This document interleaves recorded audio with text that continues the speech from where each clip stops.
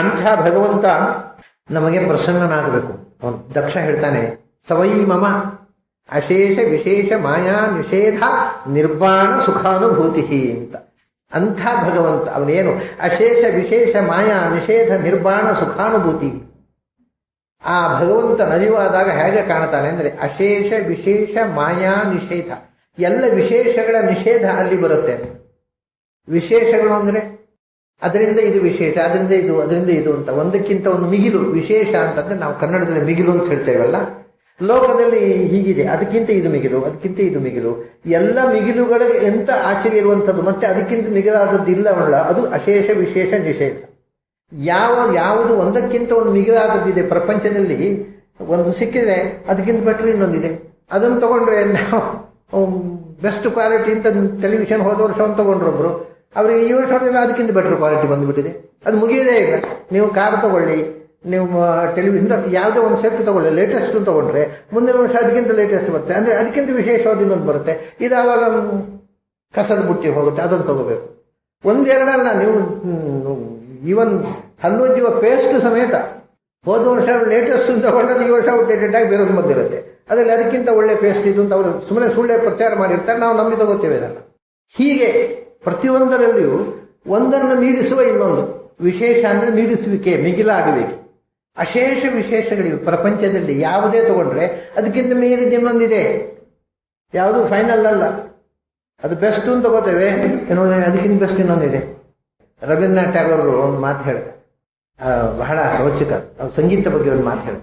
ಒಂದು ಸಂಗೀತ ಕೇಳಿದಾಗ, ಆಹಾ ಇದು ಸಂಗೀತ ಅಂದ್ರೆ ಇದು ಇಷ್ಟು ಚಂದ, ನಾನು ಇವರೇ ಕೇಳಿದ್ದೇನೆ. ಅದಕ್ಕಿಂತ ಒಳ್ಳೆ ಸಂಗೀತ ಕೇಳಿದಾಗ, ಓಹೋ ಇದಕ್ಕಿಂತ ಚೆನ್ನಾಗಿ ಹಾಡ್ಲಿಕ್ಕೆ ಬರುತ್ತೆ ಅಂತ ಕಾಣ್ತಾವೆ.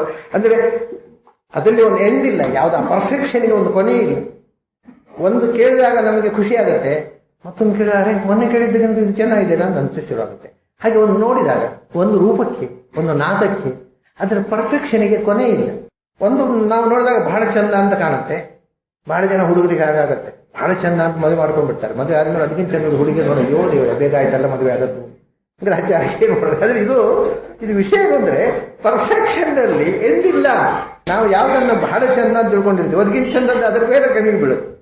ಇದನ್ನ ತಮಾಷೆ ಅಲ್ಲ, ಕೀಚಕ ಈ ಮಾತು ಹೇಳಿದ್ದ ಮಹಾಭಾರತದಲ್ಲಿ ಬರುತ್ತೆ. ದ್ರೌಪದಿಯನ್ನು ನೋಡಿದಾಗ, ನಾನು ನಿನ್ನನ್ನು ಮೊದಲೇ ನೋಡಿದ್ರೆ ನಾನು ಬೇರೆ ಯಾರನ್ನು ಮದುವೆ ಮಾಡಿಕೊಳ್ತಿರ್ಲಿಲ್ಲ, ನಾನು ಮದುವೆ ಮಾಡಿಕೊಂಡು ಹುಡುಗರು ಯಾವುದೂ ನಿನ್ನಷ್ಟು ಚಂದ ಇಲ್ಲ ಅಂತ ಈಗ ಗೊತ್ತಾಯ್ತು ಅಂತ ಹೇಳ್ತಾರೆ. ಹಾಗೆ ಅಂದ್ರೆ ಆ ಸೌಂದರ್ಯ ಅಥವಾ ನಾದಮಾಧು ಎಲ್ಲಕ್ಕೂ ಅದಕ್ಕೆ ಒಂದರಿಂದ ಒಂದು ಅತಿಶಯ ಇದೆ. ವಿಶೇಷ ಅಂದ್ರೆ ಅತಿಶಯ, ಮಿಗಿಲಾಗಿದೆ. ಅಶೇಷ ವಿಶೇಷ ನಿಷೇಧ, ಎಲ್ಲ ಅತಿಶಯಗಳನ್ನು ನಿಷೇಧ ಮಾಡಿ ಇದಕ್ಕಿಂತ ಮಿಗಿಲಾದದ್ದು ಇನ್ನೊಂದು ಇಲ್ಲ ಅಂತ ಹೇಳುವ ಒಂದು ವಸ್ತು ಇದ್ರೆ ಅದು ದೇವರ ಮಂತ್ರ. ಅದು ಅಶೇಷ ವಿಶೇಷ ಮಾಯಾ ನಿಷೇಧ. ಒಂದು ವಿಶೇಷಗಳ ನಿಷೇಧ, ಮತ್ತೊಂದು ಮಾಯೆ ಅಂದ್ರೆ ಪ್ರಕೃತಿ.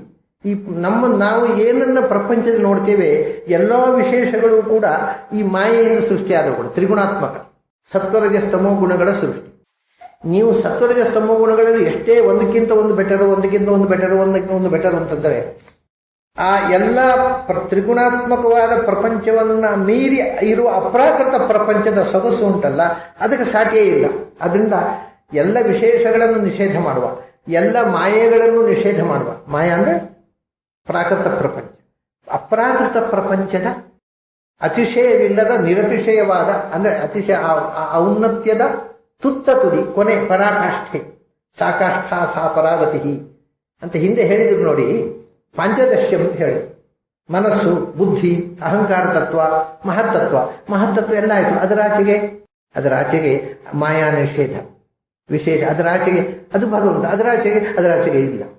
ಯಾವುದು ಎಲ್ಲಕ್ಕಿಂತ ಆಚೆಗೆ ಇದೆಯೋ, ಯಾವುದರಿಂದ ಆಚೆಗೆ ಇನ್ನೊಂದಿಲ್ಲವೋ ಅದು ದೇವರು.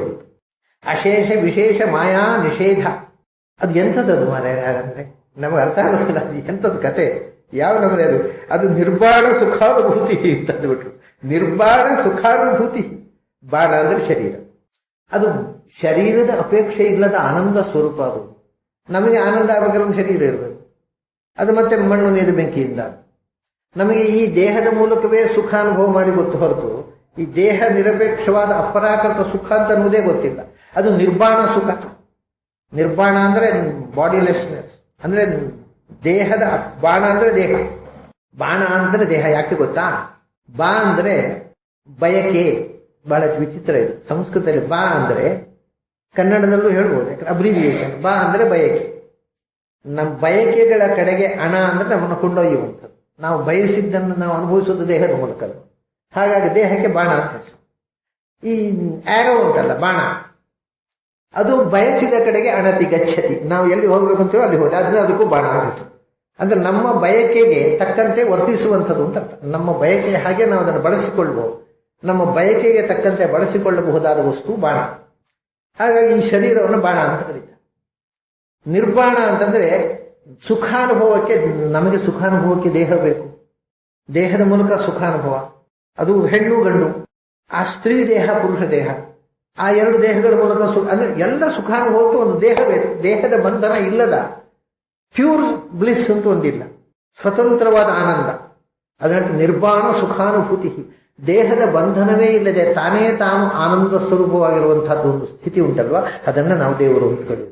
ಅವನಿಗೆ ದೇಹದ ಮೂಲಕ ಇನ್ಯಾವುದೋ ಒಂದು ವಸ್ತುವಿನ ಮೂಲಕ ಆನಂದ ಅಲ್ಲ, ಅದು ಸ್ವತಃ ಆನಂದ ಸ್ವರೂಪ. ಸವೈ ಮಮ ಅಶೇಷ ವಿಶೇಷ ಮಾಯಾ ನಿಷೇಧ ನಿರ್ಬಾಣ ಸುಖಾನುಭೂತಿ ಅಂತ ಬಹಳ ಅದ್ಭುತವಾದ ಒಂದು ಶಬ್ದ ಹೇಳಿಬಿಡ್ತಾರೆ. ಅಂಥ ಕೇವಲ ಆನಂದ ಸ್ವರೂಪ.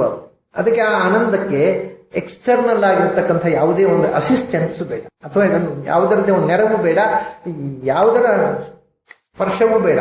ಅದು ತಾನೇ ತಾನಾಗಿ ಒಮ್ಮೊಮ್ಮೆ ಏನಾಗುತ್ತೆ ಅಂದ್ರೆ, ಅದು ಹೋಗ್ಕೊಳ್ಳಿ, ನಮಗೆ ರಾತ್ರಿ ನಿದ್ರೆ ಮಾಡಿದಾಗ ಬೆಳಗಾತ ಎದ್ದಾಗ ಆನಂದವಾಗಿ ನಿದ್ರೆ ಬಂತು ಅಂತ ಹೇಳ್ತೇವಲ್ಲ, ಅವಾಗ ಏನಿತ್ತು, ಯಾವುದರಿಂದ ಬಂತು ಆನಂದ? ಆನಂದವಾಗಿ ಬೆಳಗಿನ ತನಕ ಒಳ್ಳೆ ನಿದ್ರೆ, ಆನಂದವಾಗಿ ನಿದ್ರೆ ಬಂತು ಅಂತೇವೆ. ಆವಾಗ ಯಾವುದಿತ್ತು? ಯಾವುದರ ಮೂಲಕ ಬಂತು ಆನಂದ? ಯಾವುದರ ಮೂಲಕವೂ ಅಲ್ಲ. ಯಾಕಂದ್ರೆ ದೇಹದ ಅರಿವೇ ಇಲ್ಲ ಅವಾಗ. ನನ್ನ ದೇಹ ಅಂತ ಅನ್ನೋದು ಗೊತ್ತೇ ಇಲ್ಲ. ದೇಹದ ಮೂಲಕ ಆನಂದ ಅಲ್ಲ, ಹೊರಗಿನ ಯಾವುದೋ ಒಂದನ್ನು ಕೇಳಿ ನೋಡಿ ಅಲ್ಲ. ಯಾಕಂದ್ರೆ ಹೊರಗಿನ ಪ್ರಪಂಚದ ಸ್ಪರ್ಶವೇ ಇಲ್ಲ ಆವಾಗ. ಎಕ್ಸ್ಟರ್ನಲ್ ವರ್ಲ್ಡ್ ಅನ್ನೋದು ಕಂಪ್ಲೀಟು ಮುಚ್ಚಿ ಹೋಗಿದೆ ಅವನಿಗೆ. ನಾವು ನಿನ್ನೆ ಅದನ್ನು ನೋಡಿದೆವು, ದೃಷ್ಟಿ ಸ್ಮೃತಿ ಸಂಭ್ರಮವಶಾದು ಅಂತ.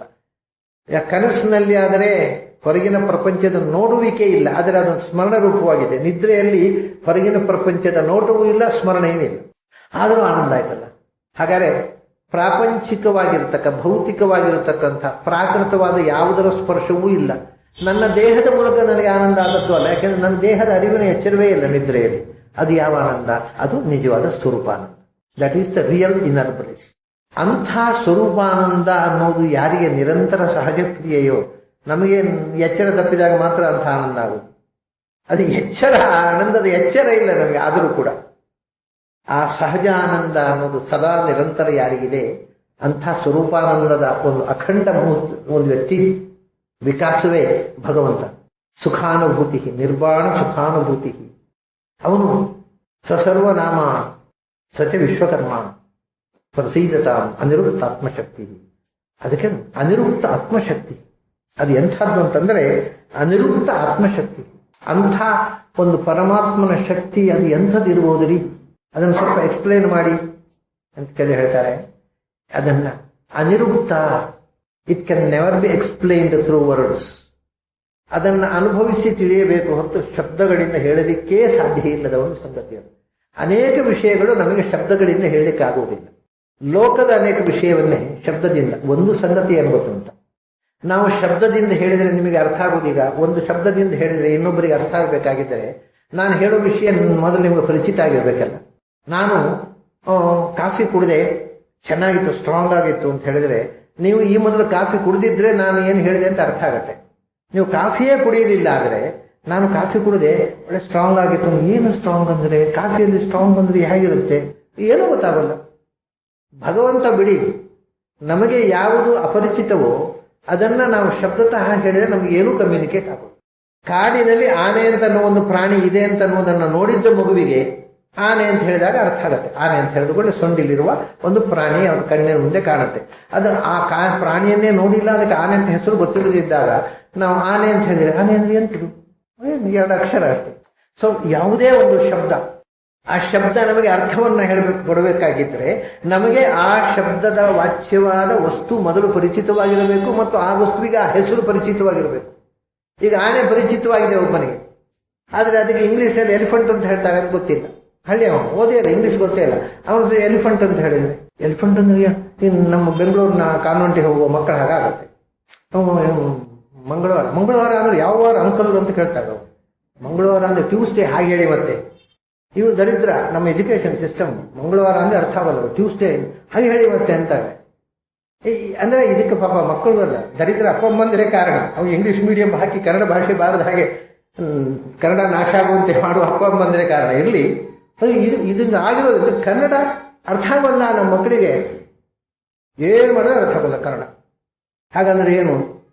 ಮೊನ್ನೆ ಒಂದು ನೋಡಿ, ದ್ರಾಕ್ಷಿ ಅಂದ್ರೆ ಏನು ಮಗು ಗೊತ್ತಿಲ್ಲ, ಗ್ರೇಪು ಅದು ಗೊತ್ತು. ಏನ್ರಿ ಇದು? ಇದು ಕರ್ನಾಟಕವು ಯಾವ ದೇಶದಲ್ಲಿದ್ದೇವೆ ನಾವು? ಅದೇ ಒಂದು ವೇಳೆ ನೀವು ಅಮೆರಿಕಕ್ಕೆ ಹೋಗಿ ಅಮೆರಿಕದ ಯಾವುದೋ ಒಂದು ಶಾಲೆಯಲ್ಲಿ ಕನ್ನಡ ಮೀಡಿಯಂನಲ್ಲಿ ಪಾಠ ಹೇಳಬೇಕಂದ್ರೆ ನಗ್ತಾರ ಇಲ್ಲೋ ಜನ. ಅದೇ ಈ ದೇಶದಲ್ಲಿ ಇಂಗ್ಲಿಷ್ ಮೀಡಿಯಂನಲ್ಲಿ ಪಾಠ ಹೇಳೋದೊಂದು ಗೌರವ. ಬೇರೆ ದೇಶದಲ್ಲಿ ಕನ್ನಡ ಮೀಡಿಯಂನಲ್ಲಿ ಅಮೆರಿಕದಲ್ಲಿ ಪಾಠ ಮಾಡಿದ್ರೆ ನಾಚಿಕೆಗೇಡು ಅಂತ ಹೇಳೋಲ್ವ? ನಾವು ಅಂಥ ನಾಚಿಕೆಗೇಡು ಸ್ಥಿತಿಯಲ್ಲಿ ಬದುಕುತ್ತಾ ಇರ್ತಕ್ಕ ಜನ. ಆತ್ಮಾಭಿಮಾನ ಇಲ್ಲ, ಭಾಷಾಭಿಮಾನ ಇಲ್ಲ, ದೇಶಾಭಿಮಾನ ಇಲ್ಲ. ಇನ್ನೊಂದು ಭಾಷೆಯನ್ನ ಕಾಪಿ ಮಾಡುವುದೇ ನಾಗರಿಕತೆ ಅಂತ ತಿಳ್ಕೊಂಡ ಸೆಕೆಂಡ್ ಹ್ಯಾಂಡ್ ನಾಗರಿಕ, ಸ್ವಂತಿಗೆ ಇಲ್ಲದ ಜನ. ಹಾಗಾಗಿ ನಮಗೆ ಒಂದು ಭಾಷೆ ಒಂದು ಶಬ್ದದಿಂದ ಕಮ್ಯುನಿಕೇಟ್ ಆಗಬೇಕಾಗಿದೆ, ಅರ್ಥ ಆಗಬೇಕಾಗಿದ್ದರೆ ಆ ಶಬ್ದ ಗೊತ್ತಿರಬೇಕು, ಆ ಶಬ್ದದ ಅರ್ಥ ಏನು ಅನ್ನೋದು ಮೊದಲು ಗೊತ್ತಿರಬೇಕು. ಹಾಗಾಗಿ ಅವ್ರು ಹೇಳೋದು ನಾವು ಕೇಳ್ತೇವಪ್ಪ, ಭಗವಂತ ಅಂದ್ರೆ ಏನು ಅಂತ ಹೇಳ್ತೇವೆ, ನಿಮ್ಗೆ ಗೊತ್ತಾಗುತ್ತೆ, ವಿಷಯವೇ ಗೊತ್ತಿಲ್ಲ, ಭಗವಂತನ ವಿಷಯವೇ ಗೊತ್ತಿಲ್ಲದ ನಿಮ್ಮ ಹತ್ರ ನಾವು ಭಗವಂತ ಅಂದ್ರೆ ಏನು ಅಂತ ನಮ್ಮ ಅನುಭವ ಹೇಳಿದ್ರೆ ನಿಮ್ಗೆ ಏನು ಗೊತ್ತಾಗುತ್ತೆ ಹೇಳ್ತಾರೆ. ಅನಿರುಕ್ತಾತ್ಮ ಶಕ್ತಿ. ಹಾಗಾಗಿ ಅದು ಮೂಲತಃ ಶಬ್ದದಿಂದ ಹೇಳುವ ಸಂಗತಿಯೇ ಅಲ್ಲ, ಅನುಭವಿಸಬೇಕಾದ. ಅನುಭವ ಇಲ್ಲದವರ ಮೂಲ ಹೇಳಿ ಏನೂ ಉಪಯೋಗ ಇಲ್ಲ. ಶಂಕರಾಚಾರ್ಯ ಒಂದು ಮಾತು ಹೇಳ್ತಾರೆ, ಬಹಳ ರೋಚಕ. ಮಧು ಕ್ಷೀರ ದ್ರಾಕ್ಷ ದಧಿ ಕ್ಷೀರ ದ್ರಾಕ್ಷ ಮಧು ಮಧುರಿಮಾ ಕೈರವಿಪದೈ ಅನಾಖ್ಯೇಯ ಭವತಿ ರಸನಾ ಮಾತ್ರ ವಿಷಯ ಅಂತ. ಬಹಳ ರೋಚಕವಾದ ವಿಷಯ. ಅವ್ರು ಹೇಳ್ತಾರೆ, ಮಧು ಜೇನು, ಕ್ಷೀರ ಹಾಲು, ದ್ರಾಕ್ಷ ಅಂದ್ರೆ ಹೇಳಿದ್ನಲ್ಲ ಗ್ರೇಪು, ಮಧು ಕ್ಷೀರ ದ್ರಾಕ್ಷ ದಧಿ ಕ್ಷೀರ ದ್ರಾಕ್ಷ ದಧಿ ಮೊಸರು ಹಾಲು, ಆಮೇಲೆ ಜೇನು, ದ್ರಾಕ್ಷಿ, ಇವುಗಳು ಎಲ್ಲವೂ ಕೂಡ ಹೇಗಿದೆ ಅಂದರೆ ರುಚಿಯಾಗಿದೆ, ಮಧುರಿಮ, ಒಳ್ಳೆ ರುಚಿಯಾಗಿದೆ. ಮಧು ಕ್ಷೀರ ದಧಿ ಕ್ಷೀರ ದ್ರಾಕ್ಷ ಮಧು ಮಧುರಿಮ. ಆದರೆ ಹೇಗೆ ರುಚಿಯಾಗಿದೆ? ಹಾಲು ಹೇಗಿದೆ? ರುಚಿಯಾಗಿದೆ. ಮೊಸರು ಆಗಿದೆ, ರುಚಿಯಾಗಿದೆ. ದ್ರಾಕ್ಷಿ ಆಗಿದೆ, ರುಚಿಯಾಗಿದೆ. ಜೇನು ಅಲ್ಲ ರುಚಿಯಾಗಿದೆ, ನಾಲ್ಕು ರುಚಿಯಾಗಿದೆ ಅಂತಾರೆ. ಆ ರುಚಿ ಆಗಿದೆ, ಈ ರುಚಿ ಆಗಿದೆ, ಹೇಳಿ ಹೇಗಿದೆ ಹೇಳೋದು? ಕಡೆಗೆ ಎಂತ ಮಾಡೋದು? ಸ್ವಾಮಿ ನೀವು ಒಂಚೂರು ಕುಡಿದು ನೋಡಿ, ಸುಮ್ಮನೆ ಉಪದ್ರ ಕೊಡಬೇಡಿ, ನೀವು ಒಂದು ಲೋಟ ಹಾಲು ಕುಡಿದು ಯಾವ ಗೊತ್ತಾಗುತ್ತೆ ಹಾಗೆ ಅಷ್ಟೇ. ನಾನು ಅದನ್ನ ಬೆಳಗಿನ ತನಕ ಉಪನ್ಯಾಸ ಮಾಡಿದ್ರು ಹಾಲಿನ ರುಚಿ ನಿಮ್ಗೆ ಗೊತ್ತಾಗಲ್ಲ, ನೀವು ಕುಡಿದಾಗಲೇ ಗೊತ್ತಾಗಲ್ಲ. ಅದನ್ನ ಅನೇಕ ಸಂಗತಿಗಳು ಪ್ರಪಂಚದ ಹೀಗಿವೆ, ನಾವು ಅನುಭವಿಸಿ ತಿಳ್ಕೊಳ್ಬೇಕು ಅಂತ ಶಬ್ದದಿಂದ ತಿಳಿಸ್ಲಿಕ್ಕೆ ಆಗೋಲ್ಲ. ಕೈರಪಿ ಪದೈಹಿ ವಿಶಿಷ್ಯ ಅನಾಖ್ಯೇಯ. ಅದಕ್ಕೆ ಬೇರೆ ಶಬ್ದದಿಂದ ಹೇಳಿ, ಯಾವ ಶಬ್ದದಿಂದ ಹೇಳಿದ್ರು ಶಬ್ದ ಇಲ್ಲ ಅಂತಲ್ಲ, ಅದು ಬೇರೆ ಬೇರೆ ಶಬ್ದಗಳಿವೆ, ಇಲ್ಲ ಅಂತಲ್ಲ. ಆ ಶಬ್ದ ಇದ್ರೂ ಕೂಡ ನಮಗೆ ಅರ್ಥ ಆಗಬೇಕಲ್ಲ. ಈಗ ಸ್ಥಿರವಾಜ್ಯಸ್ಯ ತೀಕ್ಷ್ಣ ಗಂಗುಡಸ್ಯ ಮನಸಾದಿ ನಮ್ಮ ನಿರ್ಹಾರೀತ್ಯಭಿಧೀಯತೆ. ತುಪ್ಪ ಹೇಗಿದೆ? ತುಪ್ಪದ ರುಚಿ ಸ್ಥಿರವಾಗಿದೆ, ಬೆಲ್ಲದ ರುಚಿ ಆಗಿದೆ, ಅದು ತೀಕ್ಷ್ಣವಾಗಿದೆ. ಹಲಸಿನ ಹಣ್ಣಿನ ರುಚಿ ಆಗಿದೆ, ನಿರ್ಹಾರಿಯಾಗಿದೆ. ಶಬ್ದ ಮಾತ್ರ ಏನು ರುಚಿ ಗೊತ್ತಾಯ್ತು? ಹಲಸಿನ ಹಣ್ಣಿನ ರುಚಿ ಅದಕ್ಕೊಂದು ಶಬ್ದ ಇದೆ, ಎಕ್ಸ್ಕ್ಲೂಸಿವ್ ವರ್ಡ್ ಇಸ್ ದ ನಿರ್ಹಾರಿ. ಅದರ ರುಚಿಗೆ ಹೆಸರು. ಆದ್ರೆ ನಮಗೆ ನಿರ್ಹಾರಿ ಏನನ್ನು ಗೊತ್ತಾಗಬೇಕಾದ್ರೆ ಹಲಸಿನ ಬಾಯಿ ಹಾಕೋಬೇಕಲ್ಲ. ಸೊ ಭಾಷೆಗೆ ಒಂದು ಲಿಮಿಟೇಷನ್ ಇದೆ. ನಮಗೆ ಗೊತ್ತಿದ್ದದ್ದನ್ನೇ ಅದು ತಿಳಿ ಹೇಳುತ್ತೆ ಹೊರತು ಗೊತ್ತಿಲ್ಲದೆ ಇದ್ದ ವಿಷಯವನ್ನು ಯಾವತ್ತೂ ಹೇಳೋಣ. ಆದ್ದರಿಂದ ಗೊತ್ತಿಲ್ಲದ ಭಗವಂತನ ಬಗ್ಗೆ ಯಾವ ಭಾಷೆಯನ್ನು ಬಳಸಿ ಉಪಯೋಗ ಇಲ್ಲ. ಅನಿರುಕ್ತಾತ್ಮ ವಿಭೂತಿ, ಅನಿರುಕ್ತ ಆತ್ಮಶಕ್ತಿ, ಆ ಭಗವಂತನ ಸಾಮರ್ಥ್ಯ ಏನು ಅನ್ನೋದನ್ನ ನೀವು ಸಾಧನೆಯಿಂದ ಅರಿಯಬೇಕು ಹೊರತು ಅದನ್ನು ಶಬ್ದದಿಂದ ನಿರ್ವಚನ ಮಾಡಿ ಎಕ್ಸ್ಪ್ಲೇನ್ ಮಾಡಲಿಕ್ಕೆ ಬರುವುದಿಲ್ಲ. ಅಂಥ ಅನಿರುಕ್ತಾತ್ಮಶಕ್ತಿ. ಆದರೆ ವಿಷಯ ಏನು ಗೊತ್ತುಂಟ, ಯಾವ ಶಬ್ದದಿಂದಲೂ ಅವನನ್ನು ಹೇಳಲಿಕ್ಕೆ ಬರುವುದಿಲ್ಲ. ಆದರೆ ಸರ್ವನಾಮ ಸಚಿ ವಿಶ್ವರೂಪ, ಎಲ್ಲ ಶಬ್ದವು ಅವನದ್ದೇ ಹೆಸರು. ನಿಮಗೆ ಗೊತ್ತಾಗೋ ತನಕ ಯಾವ ಶಬ್ದದಿಂದ ಹೇಳಿದ್ರು ಅವನಿಗೆ ಎಂತ ಗೊತ್ತಾಗೋದು. ಒಮ್ಮೆ ಭಗವಂತನ ಪರಿಚಯ ಆಯಿತು, ಪ್ರಪಂಚದ ಎಲ್ಲಾ ಶಬ್ದವೂ ಅವನದ್ದೇ ಹೆಸರು. ಸರ್ವನಾಮ, ಭಗವಂತನ ಹೆಸರು ಅಲ್ಲದ ಶಬ್ದವೇ ಪ್ರಪಂಚದಲ್ಲಿಲ್ಲ. Every word in every language and every sound in the nature is an epithet of God. ಪ್ರಪಂಚದಲ್ಲಿ ಭಗವಂತನನ್ನು ಹೇಳಿದ ನಾದವೇ ಇಲ್ಲ, ಶಬ್ದವೇ ಇಲ್ಲ. ಎಲ್ಲ ಭಾಷೆ, ಎಲ್ಲ ಶಬ್ದಗಳು ದೇವರನ್ನೇ ಹೇಳೋದು. ಯಾವಾಗ? ದೇವರ ಪರಿಚಯ ಆದ್ಮೇಲೆ. ಪರಿಚಯ ಆಗೋ ತನಕ ಯಾವ ಶಬ್ದ ಹೇಳಿದ್ರು ದೇವರ. ಇದೇ ನೋಡಿ, ಈ ಮಾತು ಗೊತ್ತಾದಾಗ ಕೆಲವೊಮ್ಮೆ ಕೆಲವರಿಗೆ ದೇವರಿಗೆ ಒಂದು ಹೆಸರಿಟ್ಟಿರ್ತಾರೆ. ಆ ಹೆಸರಿನಿಂದ ಕರೆದರೆ ಮಾತ್ರ ದೇವರು, ದೇವರಲ್ಲ. ನೀವು ಮುಸಲ್ಮಾನರ ಹತ್ರ ಕೇಳಿ, ಅವರು ಅಲ್ಲಾಹು ಅಂತ ಹೇಳಿದರೆ ಮಾತ್ರ ದೇವರಿಗೆ ಗೊತ್ತಾಗೋದು, ಬೇರೆ ಭಾಷೆಯಿಂದ ಹೇಳಿದ್ರೆ ಅರ್ಥವೇ ಆಗೋದಿಲ್ಲ. ನೀವು ಶೈವರ ಹತ್ರ ಕೇಳಿ, ಶಿವ ಅಂತ ಹೇಳಿದರೆ ಮಾತ್ರ ದೇವರಿಗೆ ಅರ್ಥ ಆಗೋದು, ನೀವು ವಿಷ್ಣು ಅಂತ ಹೇಳಿದ್ರೆ ಅರ್ಥವೇ ಆಗೋದಿಲ್ಲ ಅವ್ರಿಗೆ. ಯಾಕಂದ್ರೆ ಅವ್ನು ದೇವರು ಶೈವ. ವೈಷ್ಣವ ಅಂತ ಕೇಳಿ, ವಿಷ್ಣು ಅಂತ ಹೇಳಿದ್ರೆ ಮಾತ್ರ ದೇವರಿಗೆ ಗೊತ್ತಾಗೋದು, ಬೇರೆ ಭಾಷೆ. ಅಂದರೆ ನಮಗೆ ಗೊತ್ತಿರುವ ನಮ್ಮ ಭಾಷಾ ದಾರಿದ್ರ್ಯವನ್ನು ನಾವು ದೇವರ ಮೇಲೆ ಕೊಟ್ಟು, ನಮಗೆ ಗೊತ್ತಿರುವ ಶಬ್ದವನ್ನೇ ದೇವರಿಗೂ ಗೊತ್ತಿರೋದು, ಬೇರೆ ಶಬ್ದ ಅವ್ರಿಗೆ ಗೊತ್ತಿರೋದು ಸಾಧ್ಯ. ನಮ್ಗೆ ಗೊತ್ತಿರೋದು ನಮ್ಮ ದೇವರಿಗೆ ಗೊತ್ತಿರೋದು ಹೇಗೆ? ಇದು ನಮ್ಮ ಲಾಜಿಕ್. ಅದು ಹೇಳ್ತಾರೆ ಸರ್ವನಾಮ. ನಾವು ಪ್ರಪಂಚದಲ್ಲಿ ಯಾವ ಶಬ್ದದಿಂದ ಕರೆದರೂ ಕೂಡ ಅವನದ್ದೇ ಹೆಸರಾಗುತ್ತೆ. ಯಾಕೆಂದ್ರೆ ಒಂದು ಶಬ್ದ ಒಂದು ಅರ್ಥವನ್ನು ಹೇಳುವುದು ಹೇಗೆ ಹೇಳುತ್ತೆ? ನೀವು ಗಮನಿಸಿದರೆ ಪ್ರಪಂಚದಲ್ಲಿ ಭಗವಂತನ ಹೆಸರಲ್ಲದ ಶಬ್ದವೇ ಇಲ್ಲ ಅನ್ನೋದು ಗೊತ್ತಾಗುತ್ತೆ. ಯಾವುದೇ ಒಂದು ವಸ್ತು, ಈಗ ಒಂದು ವ್ಯಕ್ತಿಯನ್ನು ಹೆಸರಿಡ್ತೇವೆ, ಅವರ ಇಂಥವರು ಅಂತ, ಅವ್ರಿಗೆ ಏನೋ ಹೆಸರು ಇರುತ್ತೆ ಒಂದು ವ್ಯಕ್ತಿಗೆ. ಆ ವ್ಯಕ್ತಿಯ ಹೆಸರು ಹೇಳಿ ನಾವು ತೋರಿಸುವುದು ಮಕ್ಕಳಿಗೆ, ಆ ವ್ಯಕ್ತಿಯನ್ನು ತೋರಿಸ್ತೇವೆ ನಾವು. ಆ ವ್ಯಕ್ತಿಯನ್ನು ತೋರಿಸೋಲ್ಲ, ಅವರು ಹಾಕೊಂಡ ಅಂಗಿಯನ್ನು ಕೋಟನ್ನು ತೋರಿಸ್ತೇವೆ ನಾವು. ಬಟ್ ಆ ಅಂಗಿಯ ವ್ಯಕ್ತಿಯಲ್ಲ, ಆ ಕೋಟು ಆ ವ್ಯಕ್ತಿಯಲ್ಲ. ಅಂಗಿ ಕೋಟು ತೆಗೆದ ಮೇಲೂ ಕೂಡ ಆ ವ್ಯಕ್ತಿಯನ್ನು ತೋರಿಸುವಾಗ ಚರ್ಮ ಆ ವ್ಯಕ್ತಿಯಲ್ಲ. ಮತ್ತೆ ಆ ಅಂಗಿ ಕೋಟು ಚರ್ಮ ಅದು ಎಲ್ಲವನ್ನೂ ಒಳಗೊಂಡಿರ್ತಕ್ಕ ಒಳಗಿಂದ ಒಂದು ಒಂದು ಒಂದು ಶಕ್ತಿ ಇದೆ, ಎನರ್ಜಿ, ಜೀವ ಸ್ವರೂಪ. ಅದು ಇದ್ರೆ ಅದೆಲ್ಲ ಹೋಗಿ ಆ ಜೀವ ಹೋಯ್ತು ಅಂದ್ರೆ ಅದನ್ನು ಶವ ಅಂತ ಹೇಳ್ತಾರೆ, ವ್ಯಕ್ತಿ ಅಂತ ಹೇಳೋದು. ಮತ್ತೆ ಹಾಗಾದ್ರೆ ಆ ಹೊರಗೆ ಕಾಣತಕ್ಕ outer form is not the meaning of the word, the inner essence is the meaning. ಹಾಗಾದ್ರೆ ಎಲ್ಲ ವಸ್ತುವಿನ ಒಳಗೆ ಅಂತರ್ಯಾಮಿಯಾಗಿರ್ತಕ್ಕ ಎಸೆನ್ಸ್ ಯಾವುದು? ಭಗವಂತ ಅಂತ ಮೇಲೆ ಭಗವಂತನನ್ನು ಹೇಳಿದ ಶಬ್ದ ಇರುವುದು ಹೇಗೆ ಸಾಧ್ಯ? ಅದು ಸರ್ವನಾಮ. ಮತ್ತೆ ಅಷ್ಟೇ ಅಲ್ಲಪ್ಪ, ನಾವು ಒಂದೊಂದು ವಸ್ತುವಿಗೆ ಒಂದೊಂದು ಆಕಾರಕ್ಕೆ ಒಂದೊಂದು ಹೆಸರು ಕೊಟ್ಟಿದ್ದೇವೆ. ಅಂದರೆ ಸತ್ಯ ವಿಶ್ವರೂಪ, ಪ್ರಪಂಚದ ಎಲ್ಲ ಆಕಾರ ಕೊಟ್ಟವನು ಅವನೇ.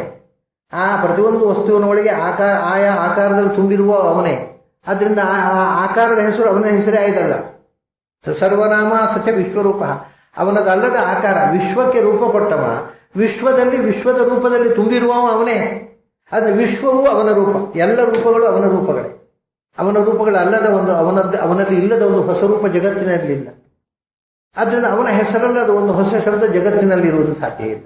ಎಲ್ಲ ಶಬ್ದಗಳು ಅವನ ಹೆಸರು, ಎಲ್ಲ ರೂಪಗಳು ಅವನ ರೂಪಗಳು.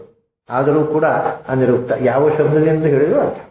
ಎಷ್ಟು ಚೆನ್ನಾಗಿ ಹೇಳ್ತಾರೆ ನೋಡಿ, ಎಲ್ಲ ಶಬ್ದಗಳು ಅವನ ಹೆಸರು, ಆದರೆ ಯಾವ ಶಬ್ದದಿಂದ ಹೇಳಿದ್ರು ಅವರ ಅರ್ಥ ಆಗೋಲ್ಲ. ಅಂಥ ಭಗವಂತ ನಮ್ಮ ಮೇಲೆ ಪ್ರಸನ್ನನಾಗಲಿ ಅಂತ ದಕ್ಷ ಪ್ರಜಾಪತಿ ಪ್ರಾರ್ಥನೆ ಮಾಡಿದ ಅನ್ನುವ ಶ್ಲೋಕದ ಜೊತೆಗೆ ಇವತ್ತು 2 ಶ್ಲೋಕ ಆಯ್ತು ಅಷ್ಟು. ಏನು ಮಾಡೋದು, ನಿನ್ನೆ ಒಂದು 4-5 ಶ್ಲೋಕ ಆದರೆ ನಿನ್ನೆ ಸ್ವಲ್ಪ ಎಕ್ಸ್ಪ್ರೆಸ್ ಮಾಡಿದೆ. ಇವತ್ತು ಎಕ್ಸ್ಪ್ರೆಸ್ ಮಾಡಿದರೆ ಎಕ್ಸ್ಪ್ರೆಸ್ ಆಗೋದಿಲ್ಲ, ಹೇಳಿದ್ದು ಎಕ್ಸ್ಪ್ರೆಸ್ ಆಗೋದಿಲ್ಲ. ನಾನು ಏನು ಎಕ್ಸ್ಪ್ರೆಸ್ ಮಾಡಬೇಕು ಅಂತ ಬಯಸಿದೆ ಅದನ್ನು ಪೂರ್ಣ ಎಕ್ಸ್ಪ್ರೆಸ್ ಮಾಡಬೇಕು ಅಂತ ಸ್ವಲ್ಪ ನಿಧಾನವಾಗಿ ಮಾಡಿದೆ. ಮತ್ತೆ ದಕ್ಷ ಕಂಡ ಭಗವಂತನ ಬಗೆಯ ಚೆಲುವನ್ನು ನಾಳೆ ಮತ್ತೆ ಸೇರಿದಾಗ ನೋಡೋಣ. ಅಲ್ಲಿ ತನಕ ನಿಮಗೆಲ್ಲ ಅಭಿನಂದನೆಗಳು ಮತ್ತು ಅಭಿನಂದನೆಗಳು.